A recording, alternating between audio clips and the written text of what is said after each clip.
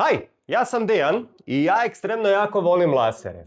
Nedavno se kod nas desila tragedija. U 5 dana 2 djece oslijepilo je u opasnoj igri s laserom. I hajde ja probam objasniti zašto se to desilo i kako se to uopšte moglo dogoditi.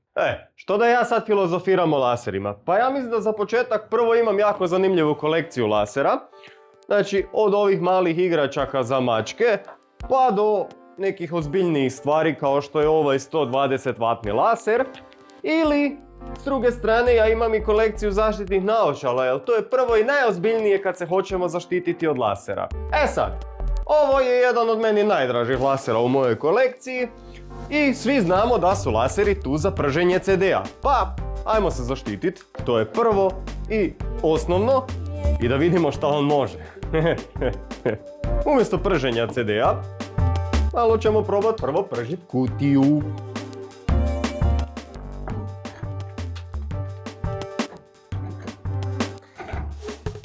Laser je spreman, ajde da vidimo. Da vidimo koliko nam treba da prođemo kroz kutiju od CD-a.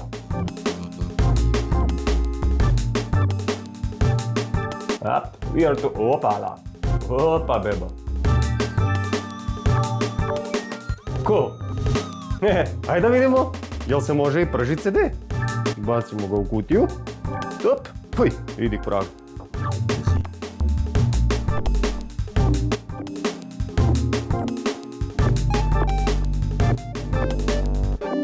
Jep, ovaj je dobro pržen. O da. Mislim da smo ga spržili, ha? Pa maknemo kutiju. CD, jeste da će ga pržimo ga s stražnje strane, ali nema veze.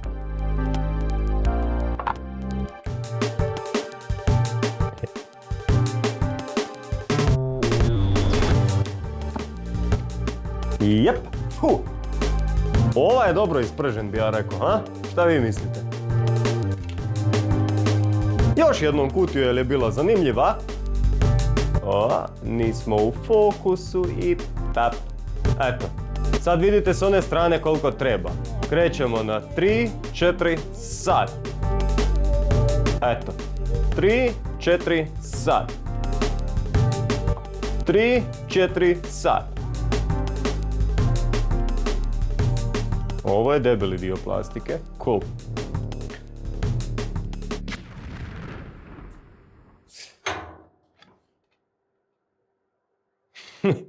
Toliko o kutiji u ovih par sekundi koliko je laser svijetlio u nju. Sada se vratimo na pitanje zašto je ovakav laser mogao spaliti djeci oči.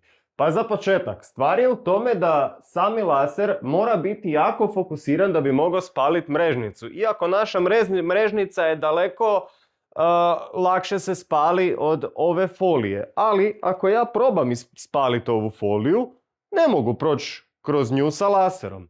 Ali ako uzmem jednu optiku koju ja radim za nešto sasvim drugo i stavim ju ispred lasera i u fokalnu točku stavim laser, ja prolazim odmah kroz foliju, što znači da ljudsko oko, koje je zapravo perfektna leća, suzi taj laser na mikrometarsku točku i ona automatski pali mrežnicu i tu više nema povratka. Zato su laseri ekstremno opasni i zato se za svaki laser treba posebno zaštititi. Ovakav laser vam košta 3 do 4 eura, dok ovakve naočale koštaju 30 do 40 eura.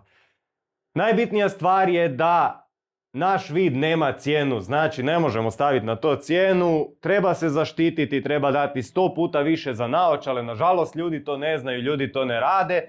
Ja ću sad u ostatku videa spaliti još neke stvari sa laserom, pa ako vam je to zanimljivo, idemo. Palimo mašinu i idemo sa malo većim laserom probati šta može. Ultra, pa naravno da ultra.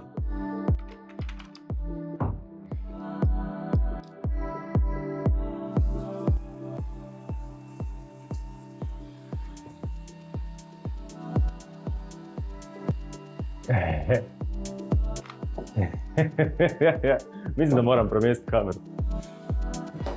Ovo bi bilo nekih 40 W laserske snage i mislim da plastika s njim nestaje ko da je puter.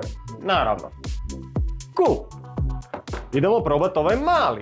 Ovo je 1,2 W laserska dioda unutra i da vidimo šta će se desiti sa ovim. U biti, stavit ćemo malo folije preko. To će biti zanimljivije. Tako. Jedan mali powerbank, ajde pali se, idemo.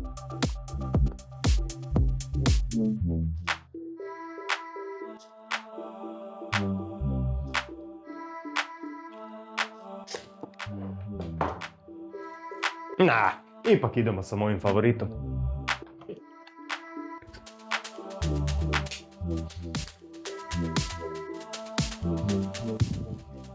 Ajde, probamo foliju.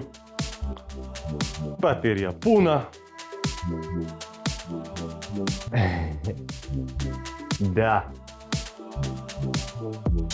Znači, možete si misliti šta bi to desilo se sa okom kad bi ovo došlo u oko. Vidio? Pap.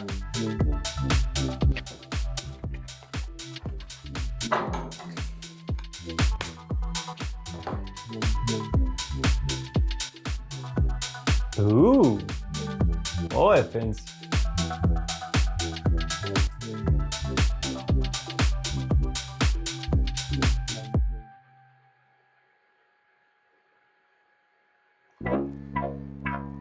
Nah.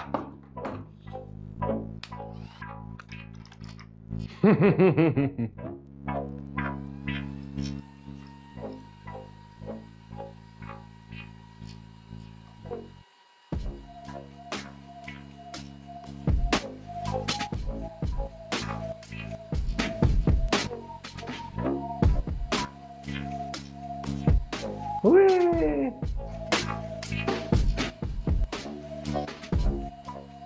Ovo je strahota.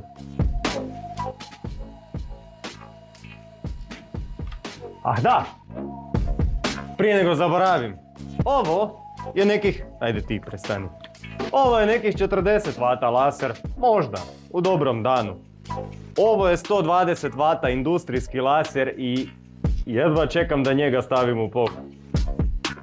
Ako vam se ovo sve do sad svidlo, bilo bi mi drago da lajkate, komentirate bilo šta ako želite vidjeti da upotrijebim neki od ovih, jer na primjer ovaj laser ovdje i ovaj laser ovdje su skoro jednake snage, samo je ovo malo modernija izvedba. Ništa, hvala vam na svemu, ćao!